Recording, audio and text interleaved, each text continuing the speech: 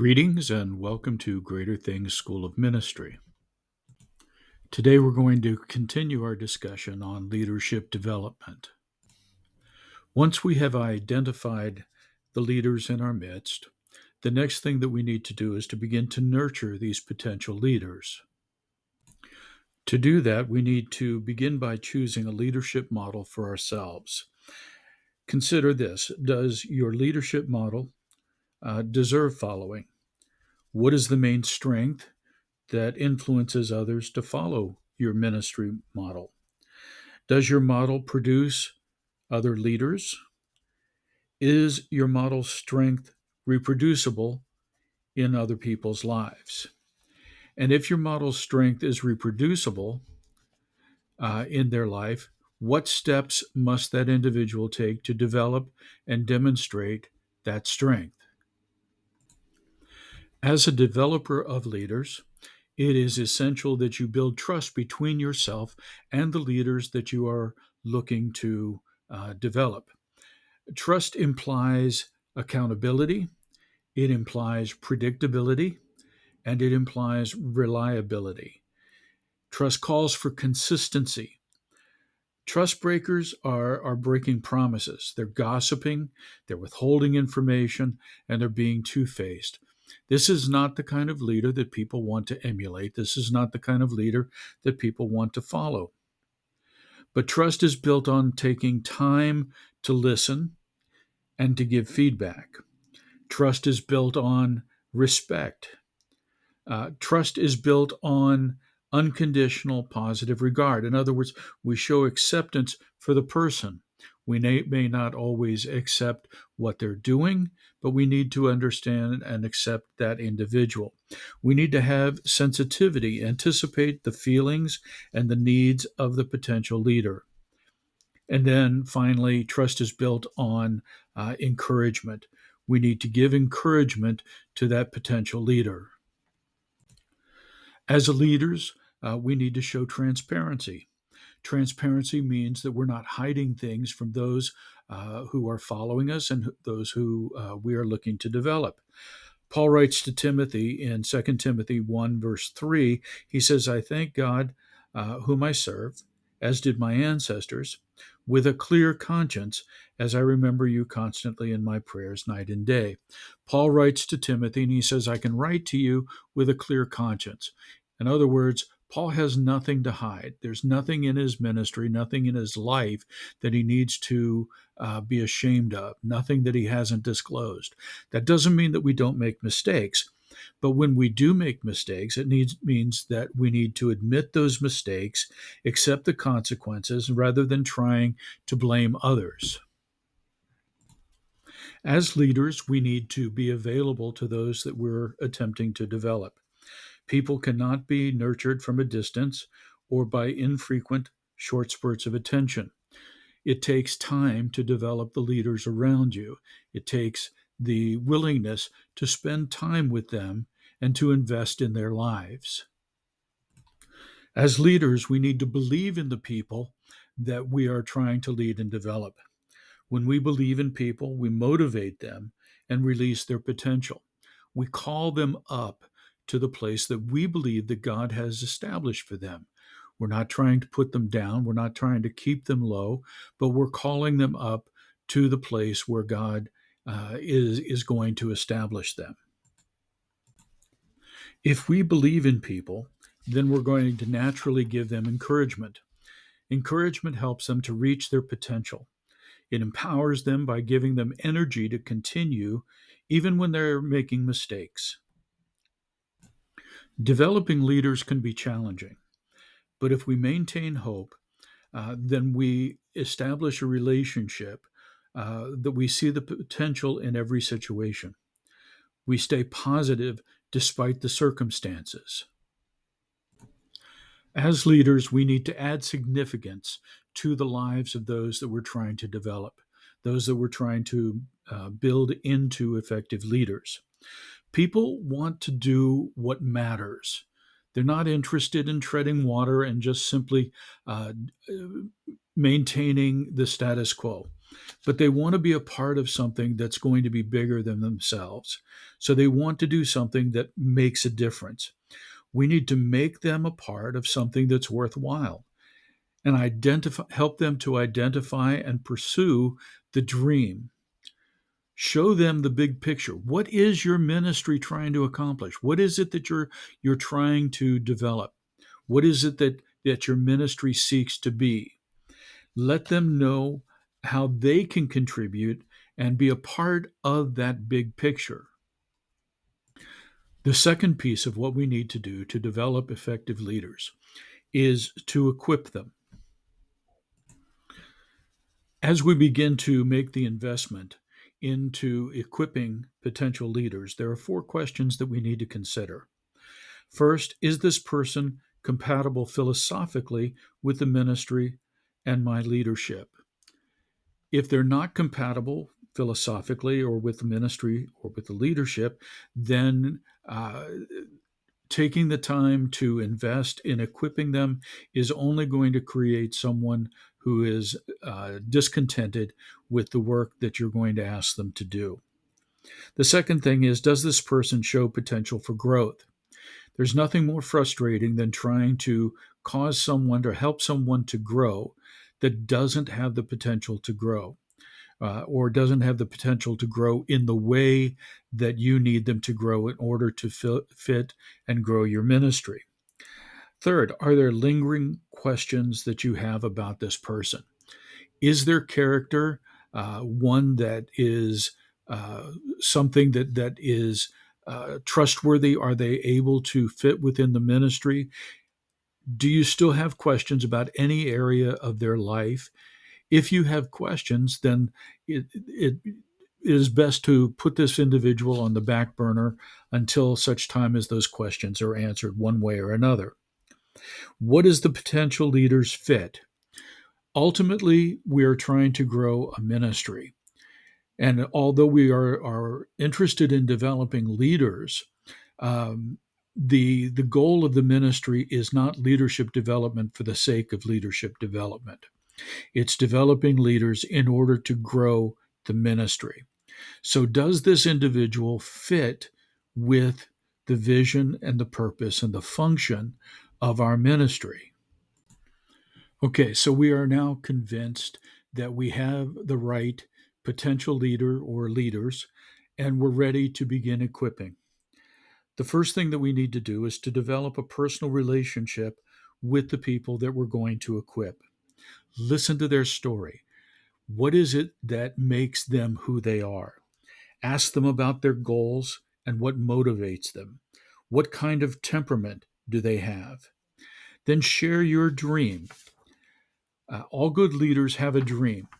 All great leaders share their dream with others who can help them to make it a reality. Then we need to ask them for a commitment. We don't equip people who are interested. We equip the ones who are committed. Ken Blanchard wrote, "There's a difference between interest and commitment. When you're interested in doing something, you only do it when it's convenient. When you're committed to do something, you accept no excuses." So we're looking for people who are committed. Ask for that commitment. Commitment is the one quality above all others that enables a potential leader to become a successful leader. You must make sure they know what it will cost them to become leaders. And then we need to give them responsibility, authority, and accountability. There are a number of men in ministry today who are there because of the work that I was able to do in their lives. They would come and work with me in the tents in South Africa when I was teaching at Pumalala Bible College. There was a process that we would go through in order to develop them and to release them into ministry. Let's take a look at this 5-step process. Step one, I do and they watch. I would do the work in the tents, the evangelism, the preparation, everything that went into the ministry, and they would simply observe. Step two, I would do and they would assist. They would come alongside me, become a part of the ministry. They would take part in various functions, and they would learn how to do the different parts of the ministry. Then they would do, and I would assist. We would reverse the roles so that they would take the leadership role, and I would observe and assist them along the way, becoming a support structure for them to do what they needed to do. Then they would do it, and they would own it. This is a part where they would begin to launch out into their own ministry, and I would simply be there to observe. But they would own the process, the results, the structure, everything that goes along with it. And then finally, there's the release. They do, and they teach. They're now released, and they have become a productive minister in their own right. Just as responsibility needs to be delegated, the person's authority that we're trying to develop also needs to grow. And so we need to understand that there are levels of authority. The first level that we want to look at is that of position. That is the area where authority is based on the title. It's very limited. We may bring in an individual into our church and we say, okay, we're establishing them as an assistant pastor. And so we give them the title Pastor so and so. And so they take on that title. I am Pastor so and so. And they have a certain authority that is based on that position. It is simply based on that position, but they have not earned it. They haven't earned the respect that will eventually go along with that title. Then that person grows into the title, and their authority, their level of authority, is based on competence. The authority is based on their capabilities. They have a limited area of expertise, and they might say, well, I'm a good pastor. We'll see pastors develop into certain areas. They're a good preacher. They're a good leader. They're a good committee leader. They're a good developer. They're good in specific areas, and so their competence begins to increase, and therefore their authority increases also. Then the third level is that of personality. Their authority is based on a personal characteristic. It is a superficial kind of authority. That is, they're leading based on their charisma, their ability to influence people on a very superficial way. We may see people come up in our ministry who are bright and flashy, but may not have the substance underneath to actually lead the people.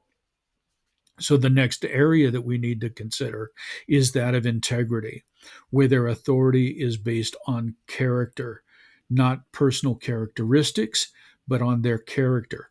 In other words, they've got the position, they're doing the work, they have skills, they have proven themselves, and then they have developed the character that undergirds the position that we're hoping to place them in. Then the final one is that of spirituality. Their authority is based on individual experiences with God and from His power working through them. It's not themselves, it's not their abilities, it's not their skills, it's not their personality, it's not even their character, but their authority is based on their relationship with God and how God is able to work through them.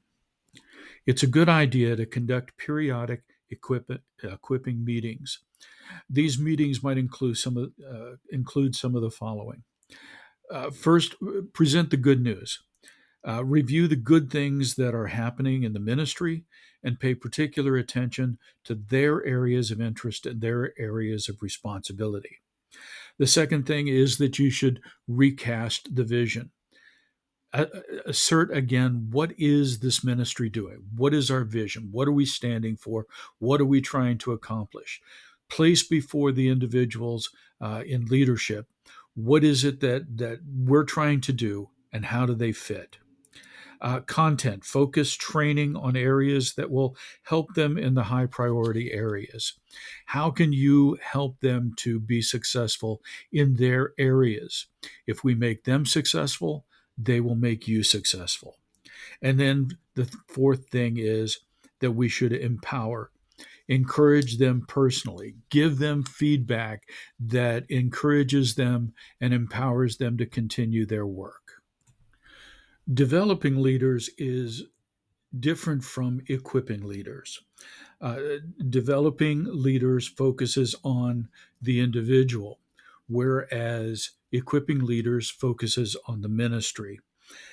In equipping, we're training them to do the work. In developing them, we're training them for personal growth. Um, Equipping looks at the task. Developing looks at the person. Equipping is a transactional relationship. Developing is a transformational relationship. Equipping adds leadership. Developing multiplies leadership. Equipping releases the leaders. Developing empowers the leaders. Equipping teaches. Developing mentors. Equipping is skills oriented. Developing is character oriented. Equipping focuses on what the ministry needs. Developing focuses on what the leadership needs. Because development of leaders requires time, attention, and commitment, a developer can only work with a few people at a time. We need to nurture all of our people, equip many, and develop a few. We should ask three motivational questions. First, what do they want? Find out what your people want because then you'll know what will motivate them to develop. Do they have a way of getting what they want? Whenever people want something but see no way to get it, they will not be motivated. And third, will they be rewarded if successful? Do they believe that the rewards will outweigh the work required to achieve them? To be a good leadership developer requires that you be a good listener. The critical aspect of the process is that you genuinely seek their advice. No one wants to be dismissed. Once you seek their advice, then listen to their views actively and positively. Don't criticize the person making the suggestion, even if it's not a good one. Every idea is a good idea until you've settled on the best idea. As you develop your leaders, strive for excellence. The success of any ministry is never going to reach beyond the character of the leaders. Excellence breeds character, and character breeds excellence. As we're developing our leaders, there are times when correction needs to be made. We need to care enough to confrontational is a chance to help and to develop the people. We need to do it as quickly as possible. We need to separate the person from the wrong action. In other words, affirm the individual, of the value, the worth of the individual, but make sure that they understand that the behavior or whatever it is that they're doing wrong is not acceptable. Confront only what the person can change. If it's something inherent that they can't do anything about, then there's no point in challenging them to make a change. What can they do? How can they adjust behavior or character in order to change what needs to be changed? Give the person the benefit of the doubt. As a leader, don't rush to judgment and assume that the motivation behind the action was somehow evil or uh, ill-conceived.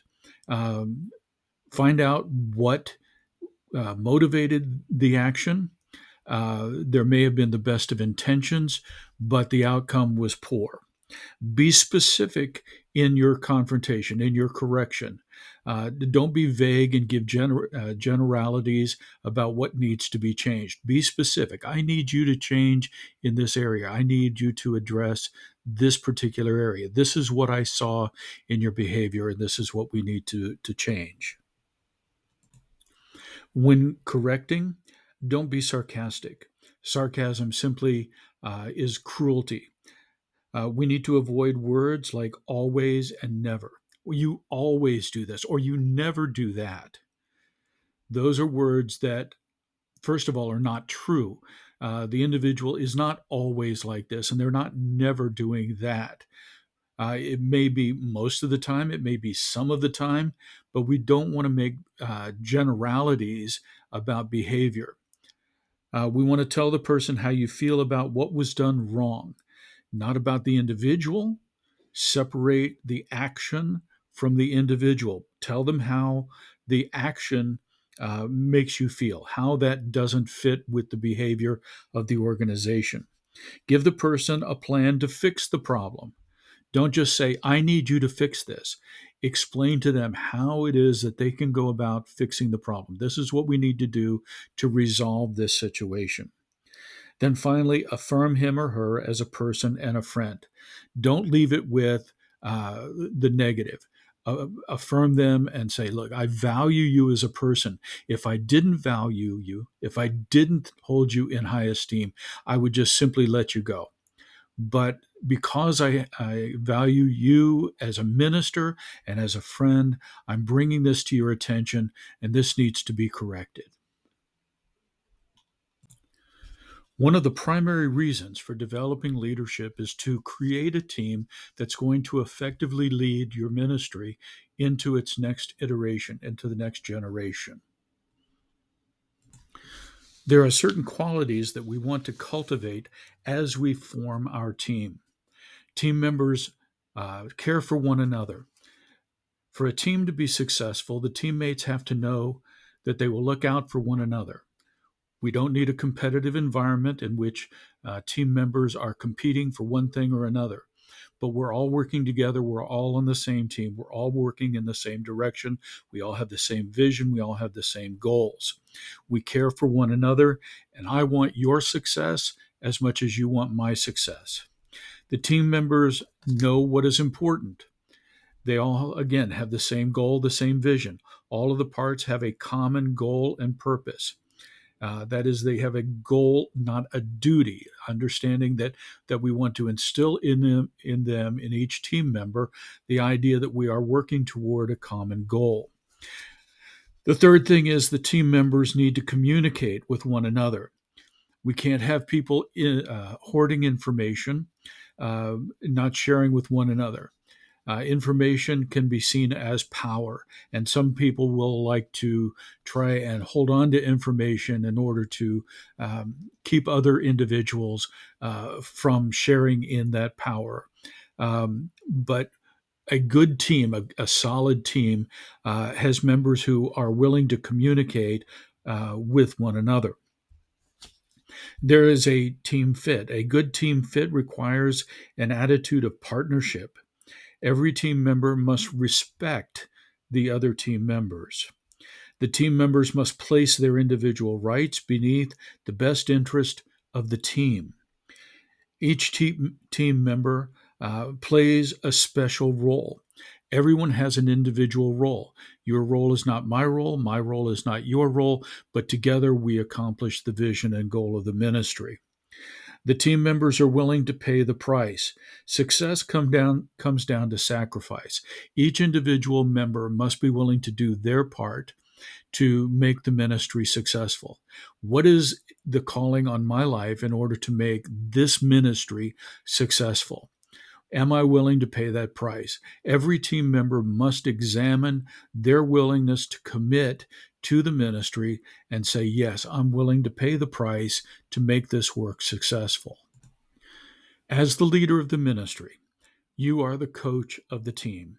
Your vision and your values are going to trickle down and can be communicated to the individual members of the team. As the coach, you need to choose your players well. You need to constantly communicate the plan. What is the vision? What is the goal? What are we here to accomplish? Make sure everyone is on the same page. We need to be excellent at problem solving.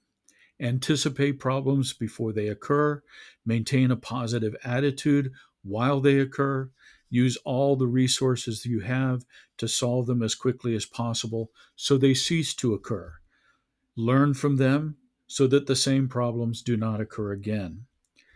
We need to provide support, the support needed for success. In short, don't be a facilitator, don't be a dictator.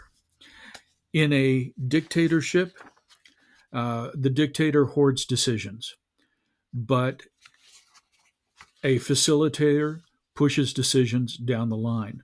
A dictator makes decisions alone, restricts them to an elite group. A facilitator involves others as much as possible in the key decisions and gives people space to make their own decisions. A dictator views truth and wisdom as their domain, since they are, in fact, the leaders. But a facilitator views truth and wisdom as being accessible to everyone throughout the ministry.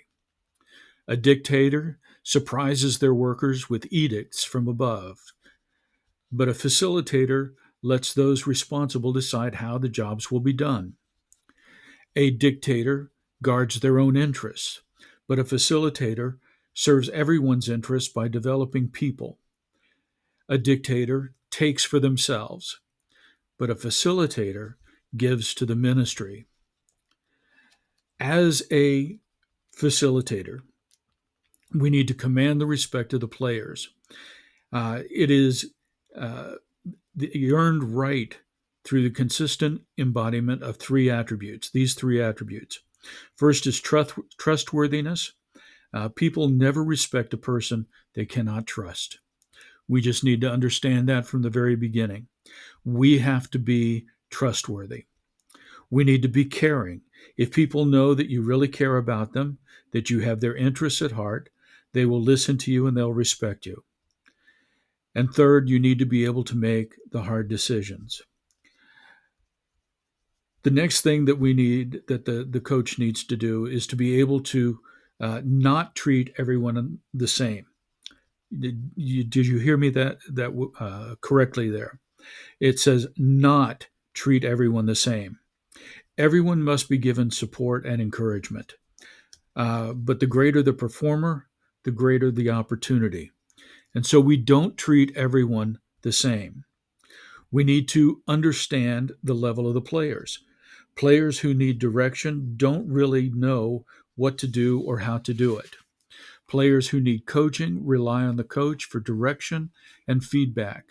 Players who need support require encouragement. Players to whom you delegate require vision on the front end and accountability on the back end. As coaches, we need to delegate responsibility, authority, and accountability to those underneath us. But there are some who choose not to or are not able to.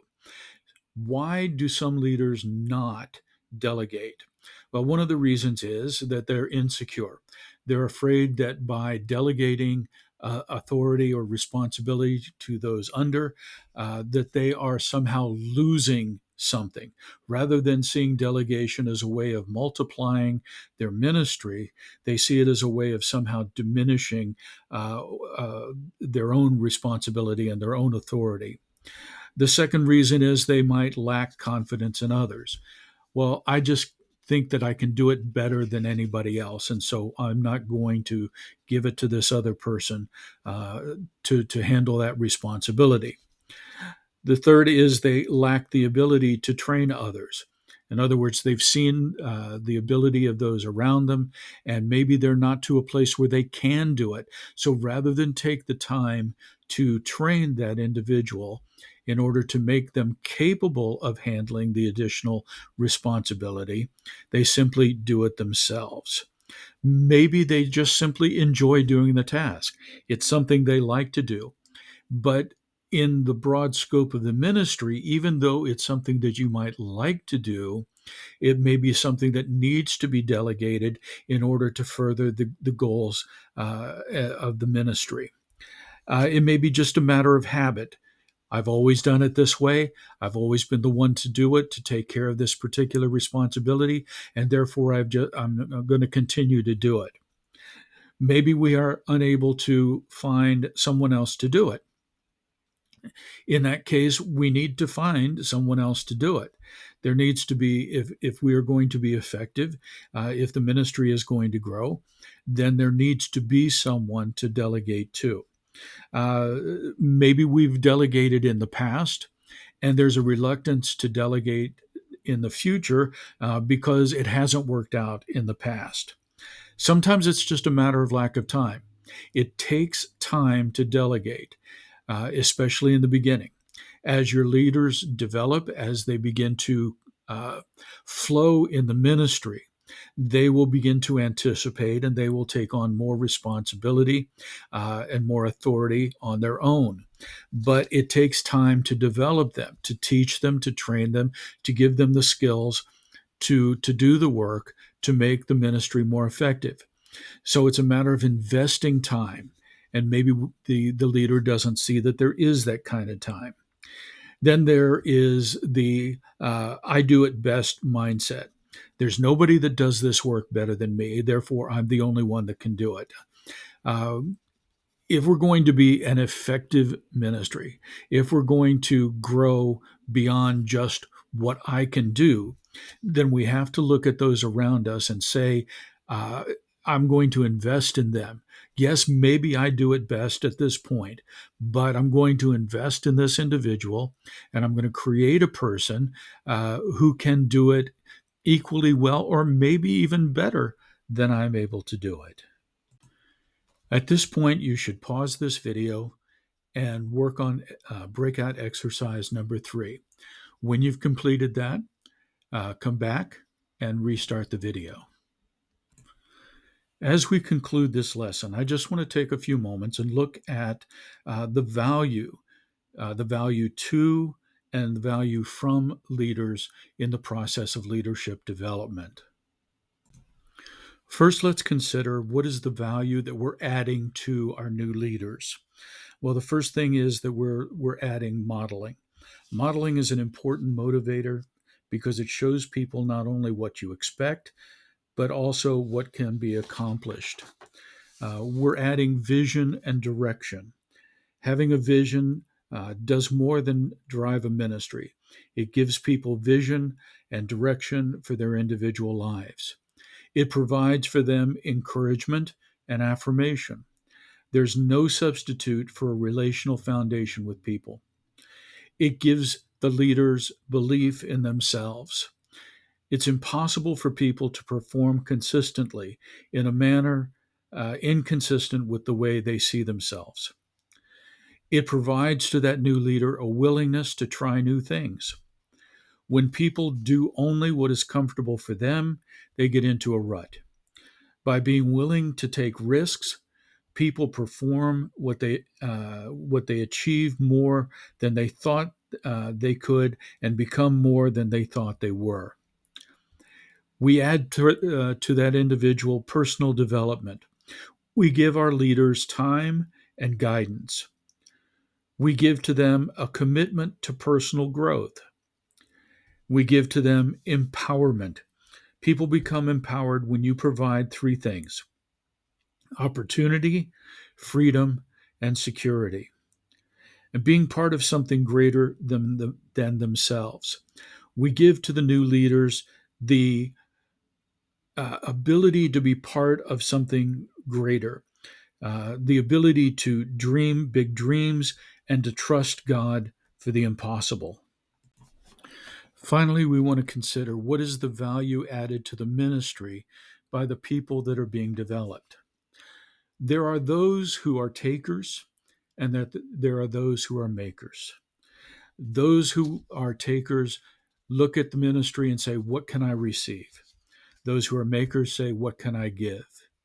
Takers say, what will it take to get by? Makers say, I'll do whatever it takes to get it right. Takers say, it's not my job. But makers say, whatever the job, I can help you.